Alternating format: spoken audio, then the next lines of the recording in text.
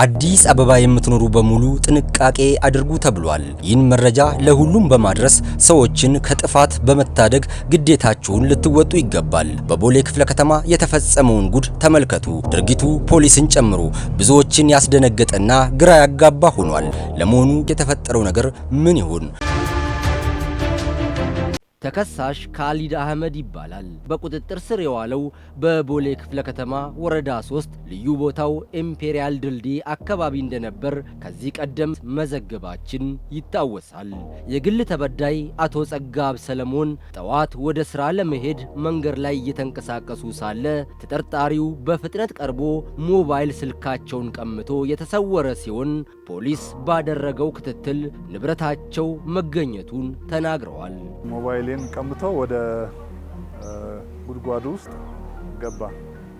ያው እኔም በቀጥታ ያው ሁኔታውን ያዩ ፖሊሶች ቶሎ ደረሱና አብረን ወርደን ወደ ጉድጓዱ ስናይ ያው ትልቅ የቆሻሻ ፍሳሽ መሄጃ ድልድይ ነው። በዛ ቦታ ላይ የለም፣ ልጁ ተሰወረብን።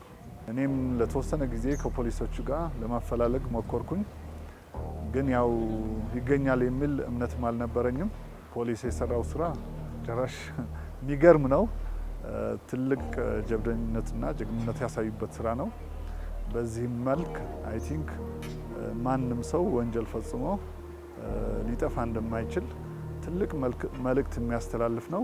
የአደይ አበባ ስቴዲየም አካባቢ ፖሊስ ጣቢያ የወንጀል መርማሪ የሆኑት ዋና ሳጅን ሽፈራው ታከለ እንደተናገሩት ፖሊስ ተከሳሹን በቁጥጥር ስር ለማዋል ባደረገው ብርቱ ክትትል የውሃ መውረጃ ቱቦ ውስጥ ገብቶ ቢደበቅም ከአንድ ሰዓት በላይ በፈጀ ፍለጋ የተያያዘ ሲሆን አስፈላጊውን ማስረጃ በማጠናቀቅ በክፍሉ አቃቢ ሕግ በኩል ክስ መመስረቱን ተናግረዋል። ምርመራችን በተገቢው አጣርተን ለአቃቢ ሕግ ክስ ቻርጅ ሊከፍቱ ምርመራ መዝገቡ ከተላከ በኋላ ክሱ ተመሰረተበት። የክስ መዝገቡን ሲመለከት የቆየው የፌዴራል የመጀመሪያ ደረጃ ፍርድ ቤት ቦሌ ምድብ 3ኛ ወንጀል ችሎት ተከሳሽ ካሊድ አህመድን ያርማል፣ ሌሎችንም ያስጠነቅቃል በማለት በ1 ዓመት ከ6 ወር እስራት እንዲቀጣ ውሳኔ አስተላልፎበታል።